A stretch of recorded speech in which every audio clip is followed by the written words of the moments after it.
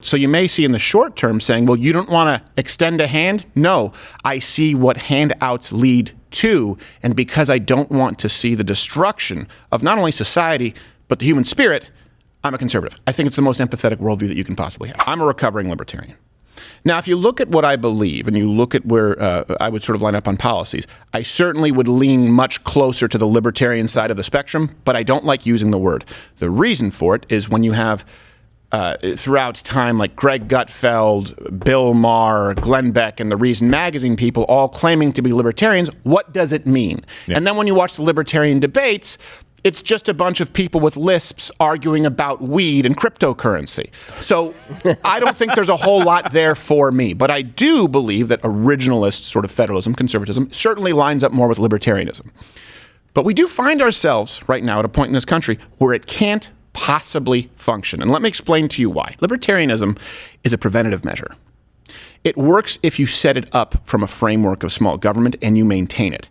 It is not a recovery. It is not a curative measure. And right now we are at a point in this country where a preventative measure like libertarianism, you can't fight something aggressive, meaning thousands of pages of new legislation each day by saying, well, there shouldn't be any. I understand that, but there is. And it almost never gets taken off the books.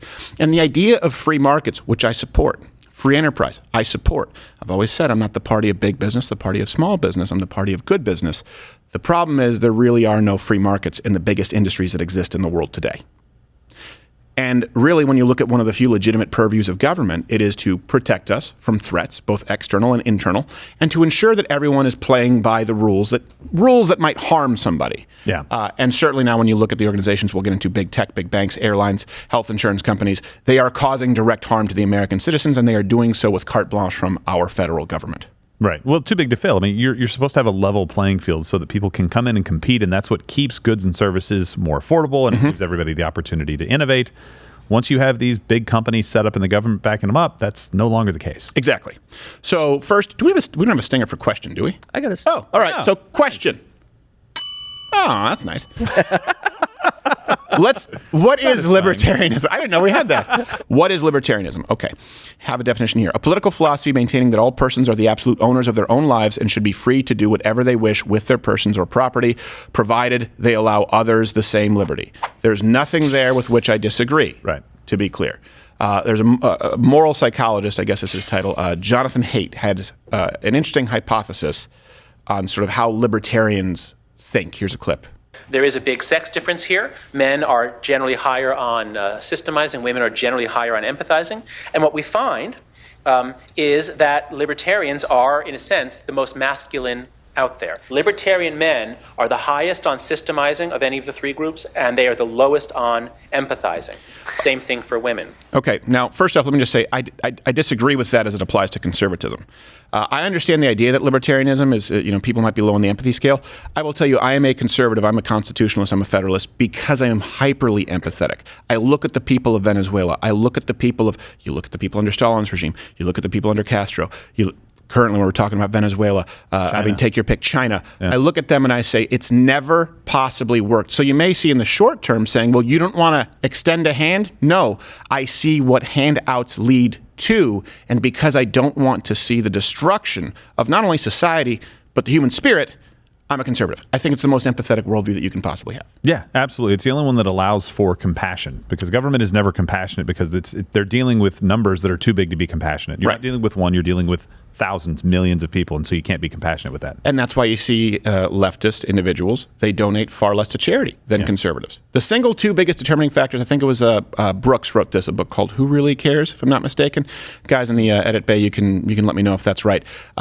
Discussed who gave to charity. And the single biggest determining factors were your faith, religion, and your political persuasion. Yeah, and it was Christians, massively it was different. A huge difference because you have Nancy Pelosi saying, no, the empathetic thing is to have open borders and to give all the money to government and less than 1% to charity, and go weed whack my lawn. That's how it's rules for thee and not for me. Right. Well, but it assuages their guilt, right? They're like, oh, I can just, pay taxes and do this. The government's responsible for doing this. The charitable view is I'm responsible for helping my local community, so I'll give to charity locally and let these guys go and do the work, and I'll also volunteer. And not write off my underwear, Joseph Biden. Yeah. Remember when he did that? Yes.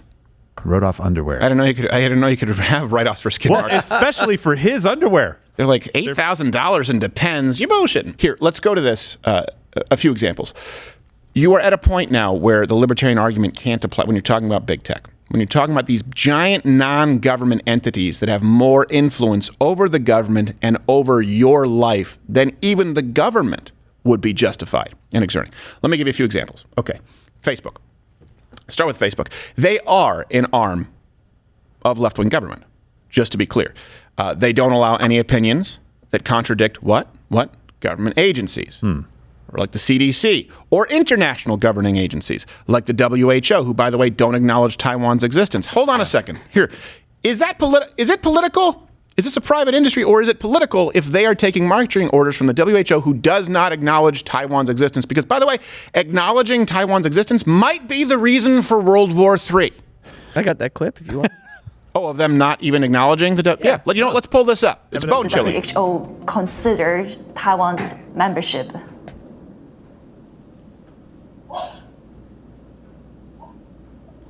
Come again? She's cute. Hello? Sorry, I can't hear. I couldn't hear your question. Okay, yeah. Let me repeat the question. No, that's okay. Let's move to another one then. Right, because I'm actually curious on talking about Taiwan as well, on Taiwan's case.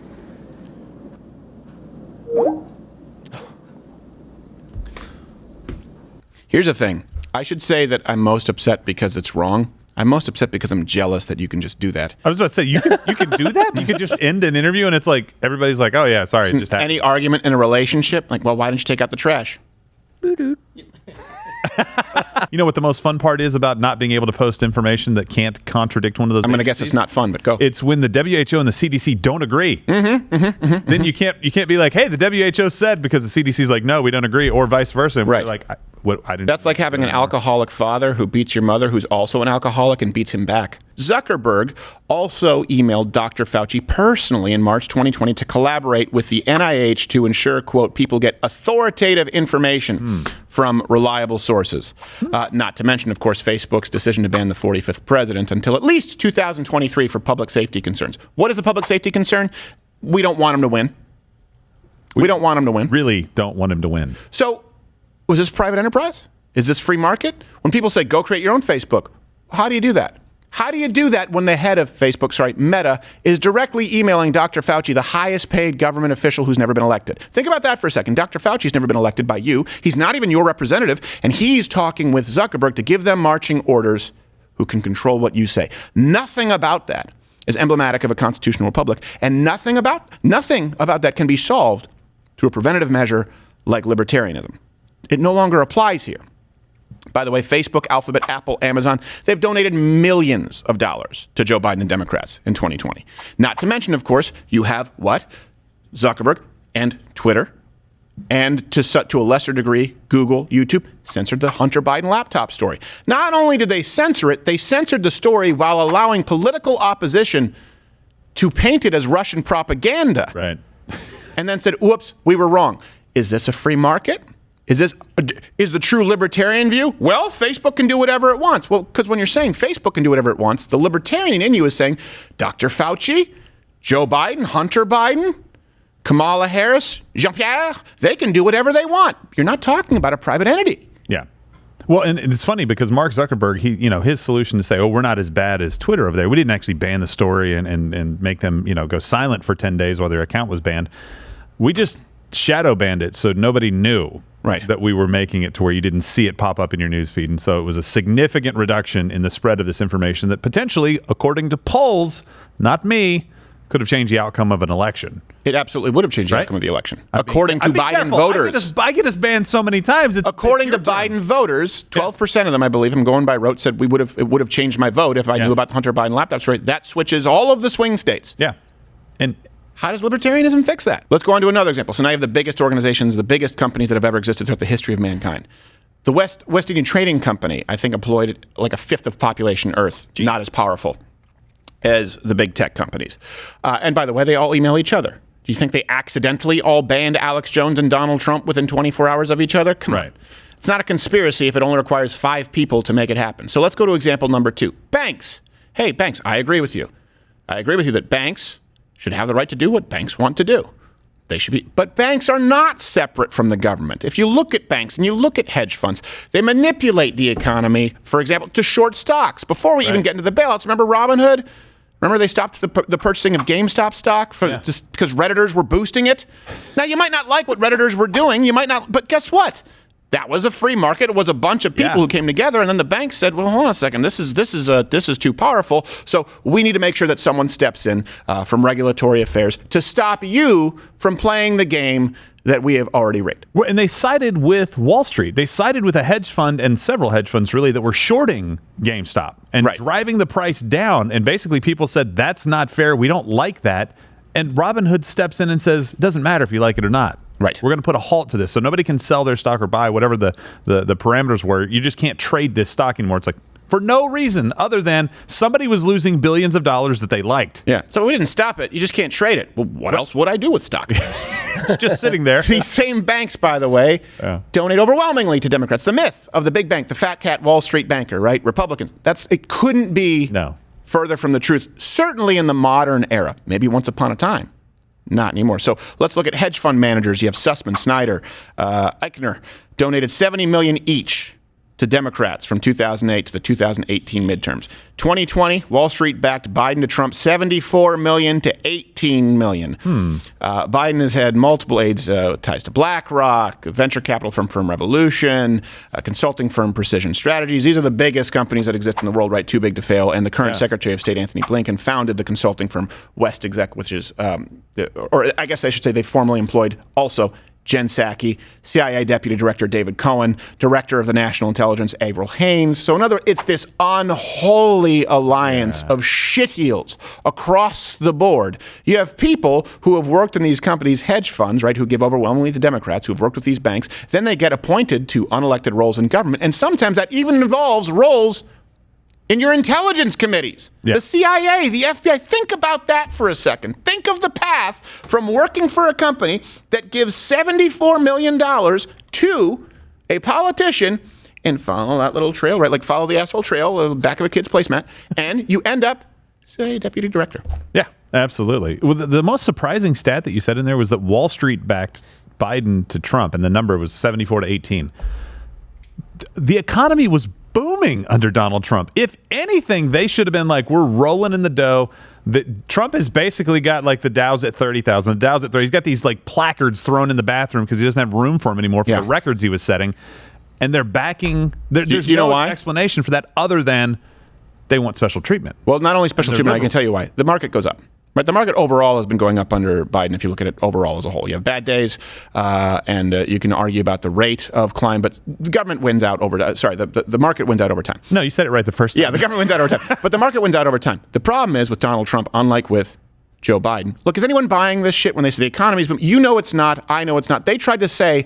Keep in mind, under Jimmy Carter and under Barack Obama, they tried to gaslight you and say, no, the economy's great. Everyone knew that it wasn't the case. You would even have the biggest detractors of Donald Trump saying, well, what's the economy worth when you have someone who brings shame to us on an international stage? The reason why the market wins out, the banks will do fine no matter what. It's that the average American was doing better. Yeah. The banks could be doing better if the average Americans were doing slightly worse. The banks could be, even though they're making tons of money, hand over fist, billions of dollars going to these CEOs who, by the way, are glorified managers. They're not actual business owners. They say, but we could make more billions if we create a permanent class of renters. We could make more billions if the average salary under Donald Trump, the average salary went up like $5,000. I think under Barack Obama, the first was it 8 years, it was $1,300. 3 years of Donald Trump was $5,000. The average American benefited, and the banks and Wall Street benefited also. Right now, Wall Street banks are beneficiaries at your expense. That's the big difference. But here's the thing, greed cannot harm you from big banks if they don't receive bailouts, if they don't get preferential treatment. The less red tape there is, the harder it is for them to get ahead. Why do you think these giant corporations always support big government policies? Because it eliminates the mom and pop competition. Yeah. Again, is your libertarianism, how is it going to solve this here? And if your answer is go in and just slash up, it's not going to happen. That's not what happens with our legislative process. How do you fix it? Libertarianism right now, it's a preventative measure that cannot offer solutions. So we've hit, do you have anything else to add? We have big tech, we have banks. All right, now we can go on to other corporations being an arm of the government. These are sort of what we might say miscellaneous. Special interest groups like Planned Parenthood, 45 million to back Democrats in the 2020 election. Maybe that explains why in 2019, all but 3 Democrats voted against the Born Alive Survivors Protection Act. And that's one of the few bills that is aptly named, just to be clear. Yes, it means what it says. Like the Green New Deal, like, what is that? I don't know what that means. Well, that's by design. The Born Alive Abortion Survivors Protection Act. Here, I want you to picture what it actually... Yes. Yes, babies were being born alive, and they were being allowed to die. Wasn't happening in huge numbers, but it was enough if it was more than 0, and Democrats voted against it. Wonder why. All of them. All except for 3 with a conscience. Now we go on to Visa, MasterCard, American Express, who, by the way, have received billions of dollars in bailout money. They're now all going to track gun purchases using a new purchase code, which, by the way, could be provided to the government, considering that private data has been given over to the government by these companies in the past. Let's look at airlines, one of your favorite businesses, I'm sure. They're beholden to the government after receiving over $54 billion in bailouts, and I think that's even just the most recent round with COVID-19 relief. Hey, hold on a second. Now that we're back in full swing, has that been passed on to you? Let's think about it. Libertarians, right? The free market. Do you get a bag of peanuts? What about the checked baggage fee? Is your airline experience now more pleasant, or at least as pleasant as it was pre-COVID, or does it still suck? Because once the government steps in and says, all right, we're going to give you this money, it comes with strings attached, guess what? It never gets better. It only gets worse. So let me recap this for you. And I'd like you, comment below if you disagree. I have a lot of libertarian friends, and I agree with the principles of it. I'm just saying that pragmatically it doesn't apply here. What do we have? We have collusion between big tech, and what do I mean? The most powerful companies that have ever existed. You've got Facebook, Meta. Whatever. Like we don't know what that means. So you've got Meta, Twitter, YouTube, Google, Amazon, Apple, right? Okay. We have collusion between them. All the banks, all the big credit card companies, multiple corporations and special interest groups, airlines. You're a citizen. Where do you go if you want to live in a free market? Well, just don't be anywhere in big tech. Go create your own. Well, just don't do any banking with big banks. Go create your own. Well, just don't use any of the major credit card companies. Just use cryptocurrency. Yeah, that'll never be regulated if it becomes as powerful as fiat currency. Airlines, go buy a plane. The point is, we are at a point where it's not something that you can simply solve through free market alternatives because they have been locked down, and that can only happen through the corruption that has taken place between the government and these corporations. And I get it. The irony is not lost on me that we do need some fighters in government to try and roll this back, because it cannot simply be solved through the free market at this point. It doesn't exist. Watch Louder with Crowder live, Monday through Thursday, 10 a.m. Eastern.